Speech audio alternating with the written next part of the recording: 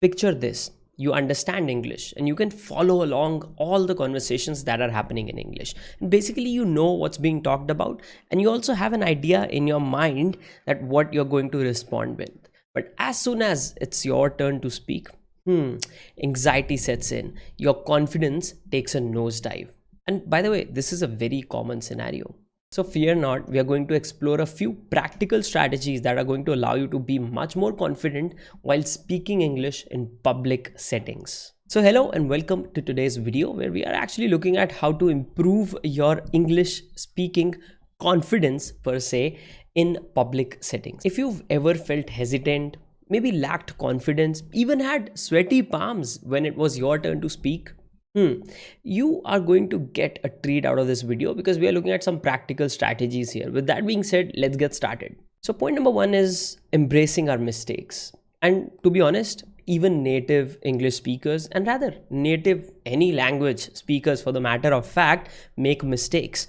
I'm sure you in your native language also make mistakes. And actually, those mistakes might not be as rare as you might want them to be. We do make mistakes very, very commonly with our native languages, let alone languages that we are learning new. So I'll give you a very quick story here. When I was learning Marathi, of course, because I could understand a lot of conversations, but I did not have enough speaking practice, I used to make a ton of mistakes when speaking Marathi with people. And I used to practice with autowalas, with friends, with shopkeepers, everybody.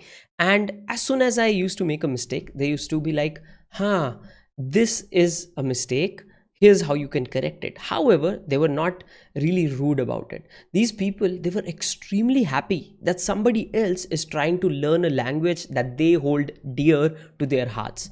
And the same thing is going to happen whenever you make such mistakes. People, number one, people don't care. Number two, most of the times it will become a very, very quick lesson for you, in turn actually improving your English speaking skills. So let's embrace that fear and let's start speaking more, or rather more often in this case. Number two is starting small. If speaking English kind of feels intimidating, you can start with simple conversations with your friends and your family.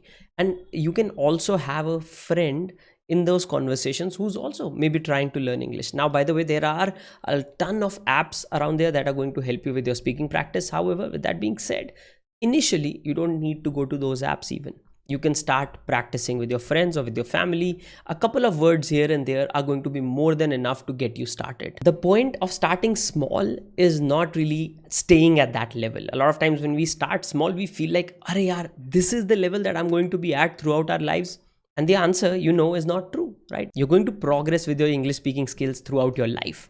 The question here is, are you going to take those small steps and build those up? So the core point is, the more you practice, the more confident you will become. Another cool challenge that, in fact, I'm planning a video on is take 30 days and talk to a camera every single day. It tends to be very difficult to talk to a camera, especially to keep the energy up and going. So if you are able to talk to a camera for 30 days, you gain a ton of confidence. And by the way, you can record those videos, you can watch them back, and you can learn what mistakes that you're making. You can learn from the mistakes that you're making. And if you've noticed, I've made a few mistakes since the start of this video, and I've kept a few of them right here.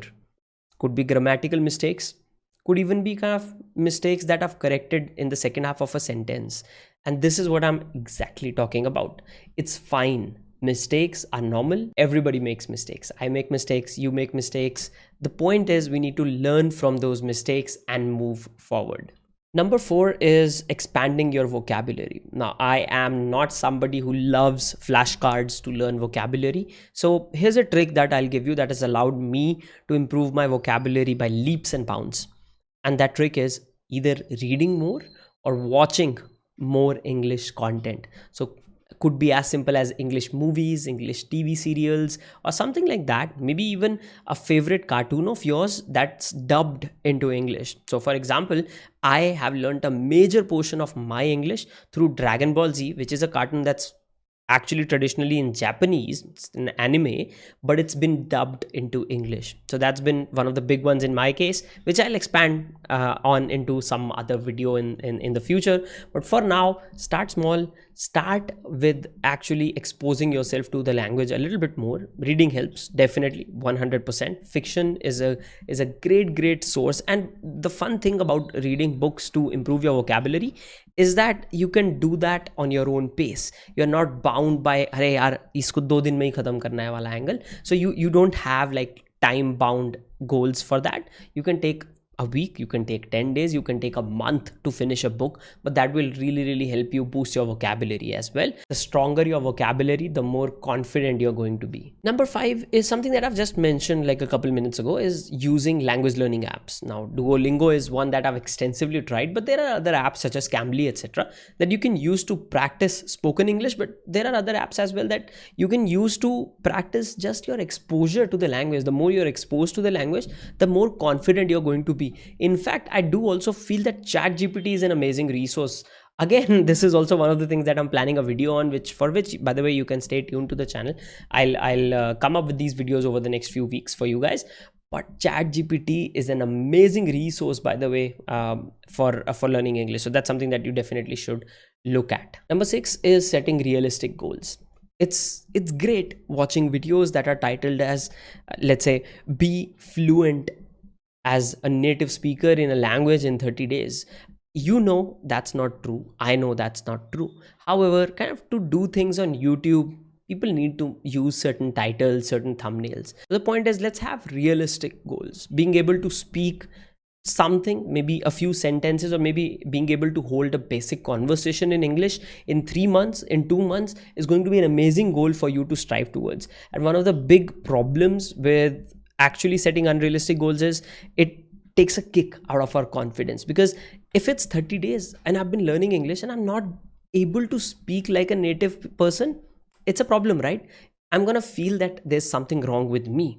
Languages are hard, guys, and you need to give it more time. You need to set those realistic goals. And lastly, which is I think tied more or less to the point above, is actually being patient with yourself. Everybody takes a different amount of time. So for example, I was able to start speaking like broken Danish, even broken German in 3 to 6 months time when I was living actually in Germany. So I've lived in Germany for 3 months. I've lived in Denmark for 6 months. So because I was in that language like 24 hours, I was able to speak a little bit kind of, or rather my timeline was pretty short, and that was like kind of just trying to hold those basic conversations, maybe even talking to little kids, etc. So I could do that. So what we need to do rather is be patient with that, because I know those 3 months, a few words, yeah, that's fine, but that did not make me fluent. So if I need to pick up a language, rather I need to be very patient with it. So I'm starting to learn Japanese right now, for example, and I know I'm giving myself like 6 months to a year to get to a point where I can hold a basic conversation. I can understand a lot of Japanese because of my kind of expensive experience with watching anime and kind of watching anime rather with subtitles and understanding what word means. But I do know being able to hold a conversation is going to be a different ball game altogether. So I'm giving myself quite a lot of time of regular practice in Japanese as an example. So we need to be patient with ourselves.